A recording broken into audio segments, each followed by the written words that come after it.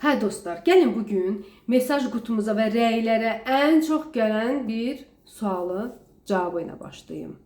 Kanadaya necə gələk? Əslində bu sualın cavabı heç də balaca deyil və məncə siz məndən bu sualın cavabını sizə verməyimi gözləmirsiniz. Düzdür, qısa çalışırıq izah eləyək necə, amma bu sualın cavabı o qədər yekədir, çünki bu sualı sizə görə cavablandırmağım üçün mənim sizlə bir balaca intervyu, müsahibə eləməyim lazımdır. Yəni necə? Gəl başlayaq necə? Kanada gəlmək üçün sizə nə lazımdır? Pasport, pasportun üstündə viza. Belədir. Belədir. Amma vizanı necə ala bilərik? Bax, budur. Vizanı almaq üçün siz də bilirsiniz ki, səfirliyə müraciət edək. Səfirlik sizdən nə istəyəcək? Deyəcək, nə üçün gedirsən Kanadaya? Məqsəd lazımdır sizə ki, Kanada nə üçün? Yaşamaq üçün. Yaşamaq üçün belə gedim. Kanada mən gəlirəm yaşamağa, deyəcəm, başa düşmədim. Sənin ölkən yoxdur, niyə yaşamırsınız ölkəndə? Belə bir sual verə bilər. Yəni, əlbəttə ki, bu dialoq zarafatdır, amma ki, bir gerçəkliyi əks etdirir. Necə ola bilər? Yaşamaq üçün xüsusi proqram var. Express Entry, məsələn. Gəlirsən birbaşa oturumla.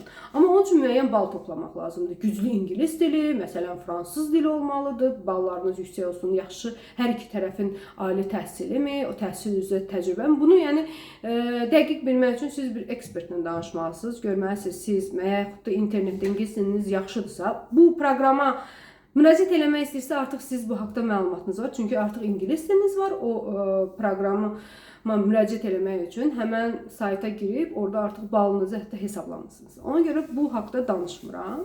Deməli, ingilis diliniz varsa, bu məsələni keçdik. İkincisi, mənim o qədər də ingilis dilim yoxdur. Necə gələ bilərəm? Gəlib oxuya bilərsiniz. Biraz ingilis dili öyrənib, müəyyən az da olsa bir imtahan verib, gəlib burada biraz da ingilis dilinizi yüksəldir, biraz inkişaf elətdirib, ola bilər ki, təhsilə verə bilərsiniz və təhsildən sonra, məsələn, onu da yenə də siz danışmalısınız konsultantla, yəni danışmalısınız ki, hansı sahəyə gedim, hansını seçim ki, məsələn, burada bir dənə də sual çıxır. Sizin yoldaşınız var, yoxsa yox, uşağınız varmı? Neçə yaşınız var? Hansı sahəni oxumusunuz? Yəni, təcrübəniz nədir? O qədər geniş sualdır ki, bu sual. Ona görə çətindir cavab vermək. Və hər bir halda, məsələn, iş üçün müəyyən proqramlara müraciət edirsinizsə, hər hansı bir sahədə siz mükəmməl bilməlisiniz, hansını ki, Kanada tələb edir. Onun üçün də siz konsultantla danışmalısınız ki, konsultant sizə o sahələr desin, hansı əyalətin hansı tələbləri var və yaxud hansı proqram açılıb. Yəni, mən bunu hər dəfə gündəmi qurdalayıb, bütün günü ondan məlumatlı ola bilmirəm, əfsuslar olsun. Çünki artıq mən buranın vətəndaşı olduğum üçün mənə maraqlı da deyil ki, hər gün mən bu haqda nəsə araşdırmalar edim, vaxtımı ona sərf edeyim. Bunun üçün konsultantlar, bu işi görən insanlar var. Ödənişinizi eləyirsiniz, məsələn, $100-dır, $200-dır, nə qədərdir. Onlar da sizə bütün istədiyiniz məlumatları verirlər.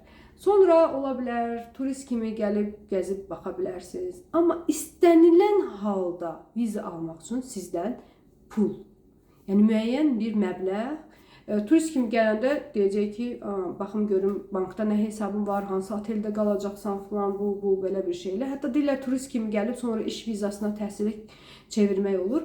Bunu da konsultantdan soruşun. Mənim konkret bildiyim insan yoxdur.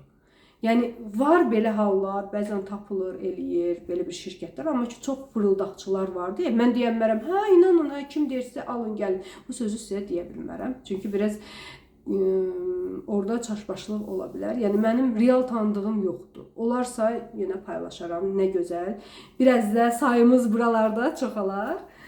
Məndən bir şey getmir. Bəzən, bu sualın da buradan bir dənə keçid edeyim. Bəzən deyirlər ki, Kanadada bəziləri deyir ki, bax, bu sualı da var. Elə o sualı qutarmış kimi var. Bu suala da cavab verin. Bəziləri deyir ki, yəni gəlməyin bura pisdir, bəzilər deyir, siz deyirsiniz yaxşıdır. Bax, bu da yenə bizim təcrübəmizə əsaslanır. Məsələn, mənim təcrübəm ayrıdır, mənim dünyaya baxışım ayrıdır, kiminkisə bir fərqlidir. Məsələn, elə insan var ki, pulu var, hər şeyi var, qabağında deyir, qızıllar tökülüb, amma çölə baxır, deyir, hava soyuqdur, yəni kefi yoxdur. Məsələn, hal-hazırda hava tutub, deyirəm, yağış yağacaq, nə gözəl, mənim yağışdan xoşum gəlir, nə gözəldir hava. Yəni, insanın yanaşması da fərqlidir. Ona görə siz kimlə münasibət qurursunuz, siz özünüz dünyaya necə baxırsınız. Elə insan var ki, demirəm o pisdir, yaxşı söhbətdir. Yəni insanlar fərqlidirlər. Yəni kimsə ayda nə bilim 20.000 pul qazanmasa özünü xoşbəxt hiss eləmir. Kimsə ki 3.000, 5.000-dən deyir, "Əşi, mən çörək yeyəndə belə çölə baxan deyir, nə gözəldir." Yəni bir dənə şam yandırır, deyir, "Oh, nə gözəl həyat." Yəni insanlar çox fərqlidir. Siz də fərqlisiniz, biz də fərqliyik. Ona görə kiminsə təcrübəsinə əsaslanmayın. Kiməsə baxıb özünüzü müqayisə eləməyin. Ümumi suallar soruşa bilərsən, amma özünüzü dinləyin, özünüzü tanıyın. Mən necəyəm, mən necə baxıram, mən nəyi bacararam, mənim təcrübələrim nədir? Və eyni ilə də təcrübələrdən danışarkən deyim ki, məsələn, məndən yenə bunu da soruşur. Siz necəsiz? Siz necə gəldiniz? Siz necə oldu, necə oldu? Bu suala artıq cavab verməyəcəyik. Çünki bu sual bəzən insanları çaşdırır, qarışdırır. Çünki mən Kanadaya gələndə başqa təcrübə ilə gəlmişdim. Məsələn, bu haqda çalışaram, bir dənə də video çəkərəm, belə bir video çəkərəm, istəsəniz baxa bilərsiniz. Məsələn, mən Kanadaya gəlməmişdən öncə Kanadalılarla işləmişəm hətta. Məsələn, soruşurlar, dili necə öyrəndiniz? Mən artıq bura gəlməmişdən öncə dil bilirdim. Beynəlxalq tədbirlərdə işləmişəm, beynəlxalq layihələrdə işləmişəm, xaricilərlə, yəni neçə il bir yerdə işləmişəm. Onların psixologiyasını bilirdim. Məsələn, kimlərsə gəlir bu Kanadaya, Kanadadakı bəzi şeylər onlara şok gəlir ki, burada insanlar belə, bu belə reaksiya verdi, bu niyə belə dedi? Mən belə qalıram ki, bu normaldır. Çünki mən sırf bura gəlməmişdən öncə onlarla işləmişəm deyə onların psixologiyasını bilirdim və mən də hardasa onlar kimi olduğuma görə bir az mənim üçün normal bir şey. Mən ona belə qeyri-adi, nəsə Kanada pis kimi bax. Ümumiyyətlə pis yoxdur, bax. Pis yoxdur. Pis millət yoxdur. Sadəcə fərqli düşüncələr var, fərqli insanlar var, fərqli adətlər var, fərqli baxışlar var, fərqli yaşayışlar var, fərqli həyat tərzləri var.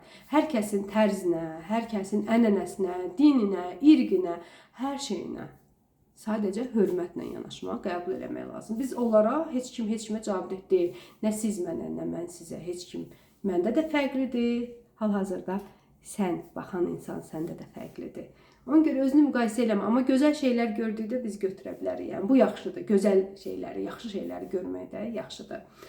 Daha başqa bir sual gəldi. Bugün bir sual gəldi ki, məsələn, ailə gəlsən tək adam işləməklə dolana bilərikmi? Yəni bu Azərbaycanda da belədir, Mozambikdə də belədir, Avstraliyada, nə bilim Taylandda, Rusiyada da. Elə ailələr var ki, tək bir kişi işləyir, çox gözəl qazanırlar, milyonlar, nəmi, hər şeydə, pul da var, hər şeydə var, yəni pula ehtiyacları yoxdur. Amma elə ailə var ki, bir nəfər yox, 4 nəfər ailədə adam var, 4'ü də işləyir, amma ailə bizdə bir sözdür, bir günə çıxa bilmir.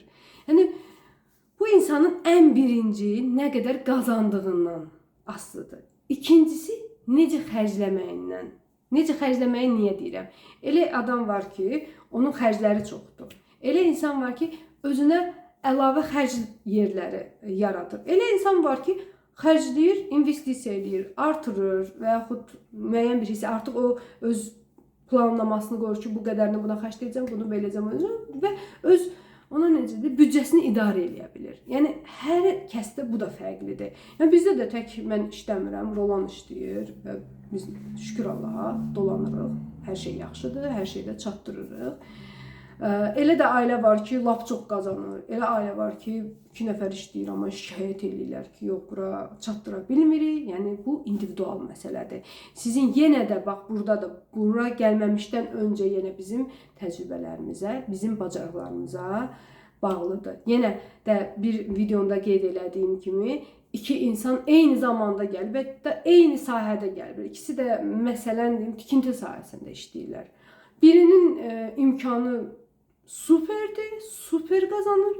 Digəri isə yəni yerlərdə sürünür. Yəni hər gün də şikayət edir. Yəni ümumiyyətlə şikayət eləmək istəyən adam yenə deyirəm ki, fərqi yoxdur, onun pulu var yoxsa şikayət eləyəcək və onsuz da bilir ki, şikayət elədikcə şikayət eləyəcəyimiz şeylər həyatımızda artır.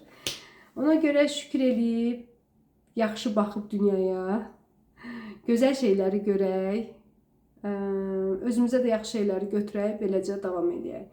Yenə də biraz sonra başqa sualları oxuyub onlara da cavab verməyə çalışacağım.